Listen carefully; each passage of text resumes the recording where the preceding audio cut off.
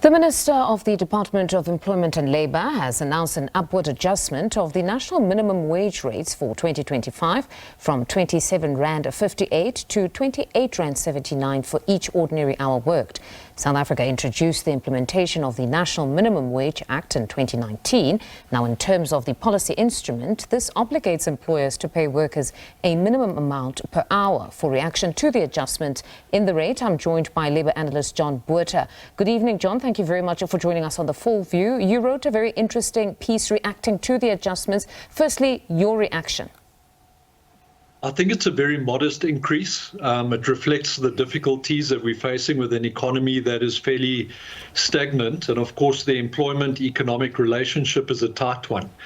So given all the disruptors, I think a 4.4% increase is fit for purpose. And we must remember it comes off the back of some bigger increases in the last 2 years. Last year was 8.5%, and the year before that was 9.6%. So I think it's a good percentage increase, and that it will definitely not impact employment levels. If we had to be more granular now, just take us through the significant changes, because we know that farm workers will also benefit from the changes along with domestic workers and even those within the EPWP framework. You're absolutely correct. There's some 6 million workers that are covered by the national minimum wage, including, as you said, domestic workers and farm workers. And, 6 million is a massive number. Prior to 2019, there was no national minimum wage. It was only unionized industries and sectors that had regulated wages. So some 6 million people prior to 2019 didn't have this minimum protection. And one of the big achievements that I think South Africa can be very, very proud of is the move towards decreasing the Gini coefficient, which is the vertical income differential. South Africa, historically known as the country with one of the biggest wage inequalities in the world. And then what can workers expect, though? Because you've just gone on to state that you don't think that this should impact employment?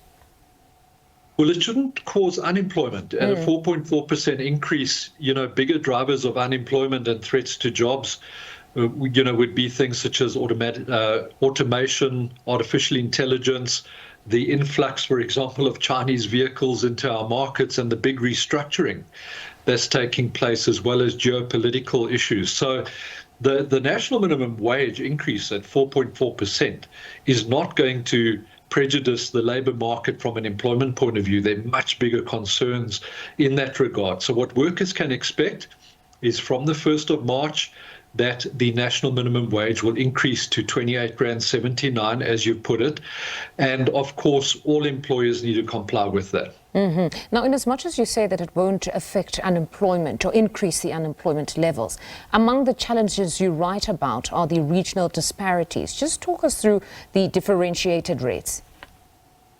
Well, the reality is that this particular gazette that the minister published obviously regulates different types of workers. So people that aren't regulated by any other mechanisms, such as bargaining councils, will have these particular regulations in place. People on learnerships, for example, depending on their NQF level, will also then have a particular increase in their earnings, as will, for example, the contract cleaning sector and the wholesale and retail sector. So then also within that, there are different increases based on the geography in which people find themselves. So employers will be preparing themselves and their payrolls for these particular changes. But all in all, what we've seen today now demonstrates perhaps progress towards a fairer labour market.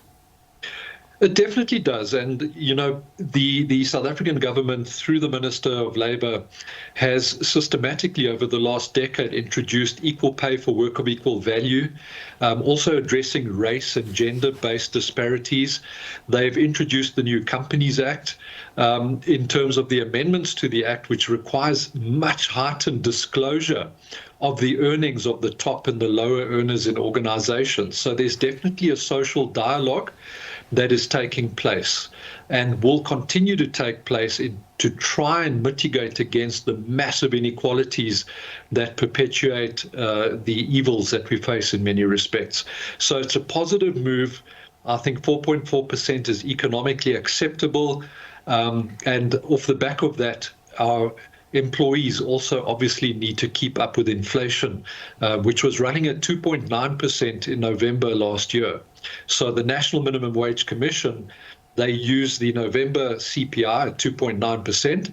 They've added a 1.5% margin on top of that to get to 4.4%. So all around, I think it's a very balanced outcome. Well, it will be interesting to see if employers will also welcome this upward adjustment. But John, thank you very much for your time this evening. That was John Botha. He's a Labour analyst.